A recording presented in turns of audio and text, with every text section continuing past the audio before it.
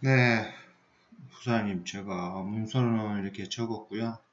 저때 회의 때 얘기를 이거 가지고 다시 얘기를 안 하려고 제가 간단하게 먼저 미팅 전에 내용을 제 개인적인 내용이니까요. 메일에 적었듯이 일단 제가 보니까 이 부분이 있었던 것 같아요. 제일 중요했던 게 저희도 마찬가지고 인투도 마찬가지고 판매가 안 되고 있었던 거에 대한 내부적인 정의가 제대로 인지가 안 되고 있었다라는 부분이 좀 컸던 것 같아요. 뭐, 지금의 문제는 무엇이 문제고, 어떻게 판매를 활성화할 건가에 대한 초점이 더 맞춰줘야 하는 부분이니, 이 부분에 대해서는 제가 현재까지 제가 정리한 내용은 구매자 관점을 두 가지로 저희는 나눠봤거든요. 그러니까 당장 살 수 있는 구매자, 이게 여기는 개인이라고 되는데 개인이든 기관이든 당장 살 수 있는 사람과 당장 살 수 없는 사람, 대표적으로 제가 개인이라고 적었는데 당장 살 수 있는 구매자 중에서도 기관이나 법인이 있을 수는 있겠죠. 그래서 크게 저희는 개념을 저희가 보편적으로 보니 예산이라는 것에서 많이 구매에 대한 배려가 생기고 있는 상태에서 보니까 당장 살 수 있는 사람, 당장 살 수 없는 사람 이렇게 두 가지의 부류가 있는 것 같다. 그리고 그것들이 가격에 대한 당장 살 수 있는 사람이야 문제가 없는데 결국 당장 살 수 없는 사람은 가격 때문이고 이 가격을 제품 다변화로 한번 해결을 해보자. 그래서 구매 포인트의 활성화는 제품의 다변화로 보고 있는 거고요. 그리고 그래서 이제 저가 제가 몇 번 얘기했던 어떤 저가의 제품들은 가장 기본적인 터치라는 본질적인 기능만 엮어서 가보자. 그리고 향후에 고급형의 니즈를 발생시킬 수 있는 이슈 포인트로 한번 두고 보자라는 거고요. 그리고 당장 살 수 있는 사람들, 또는 자기 돈이 아니고 돈에 여유가 있는 기관이나 법인 같은 경우는 조금 다르게 보자. 그래서 유통 마진도 보장해주고 유통에 들어가는 영업 비용, 판매에 들어가는 영업 비용, 그리고 기타 기회 비용들을 같이 다 포함할 수 있는 고급형으로 나눠보자. 크게 이 또한 두 가지로 나눠보는 게 어떻겠느냐 라는 현재의 내용이고요. 그 다음 제 내용은 그러면 우리가 정확하게 정의할 수 있는 고객이 누구고 이 고객에게 어떻게 팔 건지에 대해서는 좀 다른 문제이니 이걸 한번 정리를 해봤는데요. 이거는 당연히 이제 빅노트 요 부분에 대해서만 말씀드리는 겁니다. 그래서 제가 메일에도 썼듯이 스타트업 바이블의 가장 핵심적인 내용도 내 고객이 누구냐에 대해서 좁은 시각으로 정확하게 볼 수 있는 게 필요하다 라고 해서 저희가 몇 가지 가지고 있는 데이터로 보니 본질의 기능형 제품을 살 수 있는 그리고 고급형을 살 수 있는 고객은 다르더라. 그래서 이렇게 본질적으로 다른 구매자로 나누어지고 기본형의 제품을 살 수 있는 사람들은 지금 보시는 것처럼 남자여야 되고 상위 10% 대부분은 근데 현재 상위 10%의 이런 IT 쪽에 교육시장에서 놓고 보면 저희가 주 교육시장이니까 교육시장으로 놓고 본다라고 하면 이 남자들이 사실 교육시장에서 거의 상위 10% 선도적 리드급에 포함이 되고 있더라고요. 그리고 대부분의 저희가 주 타겟 고객으로 보면 서울 경기권이 이미 교원에 40% 이상의 서울 경기권에 있기 때문에 저희가 학원까지 포함을 한다라고 하면 사실 이 상위의 조건에 해당하는 사람이 적어도 1만 명 정도는 이제 추정할 수 있는 수치가 나오더라고요.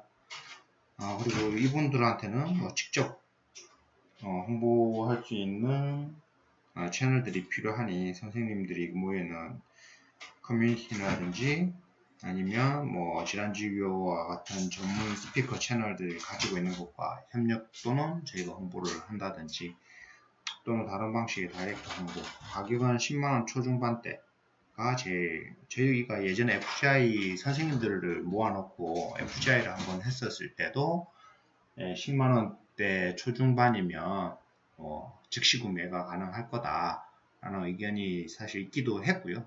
그게 쿨딜로서 증명이 되기도 했고요. 예. 그리고 고급형 같은 경우는 뭐 지금처럼 서울 경기는 예산이 없으니까요. 예산이 많은 지방 학교들 그리고 전자칠판이 도입을 안 한다고 하지만 사실 전자칠판이 꾸준히 수요가 있긴 합니다. 물론 이제 예전에 비해서 수요가 많이 떨어진 거지 그렇다고 전자칠판을 구매하지 않는다라는 건 아닙니다. 근데 빅노트 입장에서 보면 한 대의 전자칠판 가지고 전 학교를 깔 수 있으니 이 부분이 우리한테 굉장히 이제 키포인트가 될 거라고 저는 생각을 하고 있고요. 그리고 뭐 부산의 그 초등학교처럼 교장 선생님 자체가 약간 트렌드성을 가진 선생님 또는 신설학교 같은 경우는 또 전자칠판이나 이런 IT 시설들을 초기에다 인프라 구축을 하는 그 정책으로 가더라고요. 그래서 고급형 제품들은 이런 부류의 조건에 해당하는 사람들을 이제 구매자로 정의를 하는 게 어떠냐라는 기준인 거고요. 당연히 고급형은 저희가 다이렉트 영업을 하기가 쉽지가 않습니다. 대부분 학교하고 연결이 돼 있어서 학교나 청하고 연결이 돼 있어서 지역 유통망이나 교육청을 통한 영업 그리고 예산은 대부분의 유통들이 얘기했듯이 100만원 이상의 이거는 뭐 수수료 때문에 대부분 얘기하는 거였죠. 100만원 이상의 고가 그리고 학교의 예산이 교실당 100만원이면 그냥 쏘쏘하다 라는 이전까지의 경험을 바탕으로 이제 말씀드리는 거고요.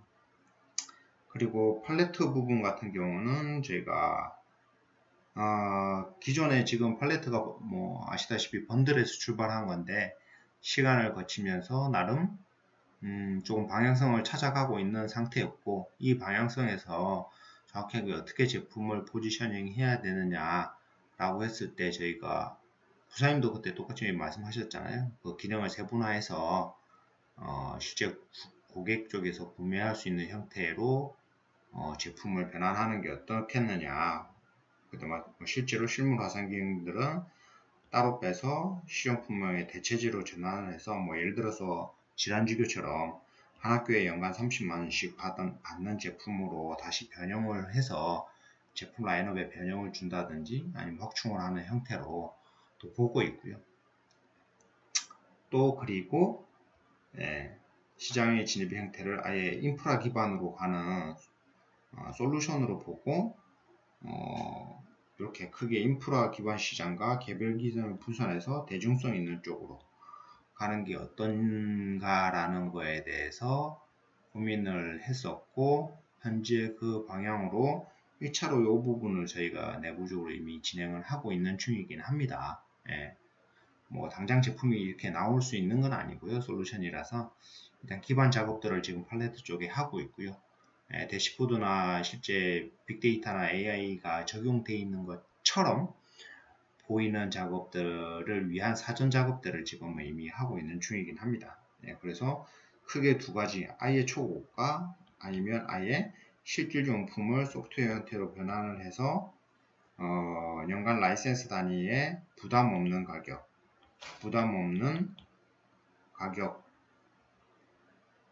그리고 기존 제품과의 경쟁적인 우위 요소가 있는 부분들을 녹여서 대중성으로 보는 게 어떤가 라는 생각을 가지고 있습니다. 그리고 마지막으로는 현재 영업이나 사업의 기조를 말씀하셨듯이 제 창업의 기조로 놓고 보고 내부적인 리소스도 사업의 기조와 맞는 인력들을 투입하는 것이 좋을 것 같다는 의견에는 전적으로 저도 동의를 하고요. 그래서 리소스는 최소로 투입을 하되 그 투입되는 리소스의 핵심 역량을 잘 뽑아서 최대의 효과를 볼 수 있는 방향으로 가자. 그래서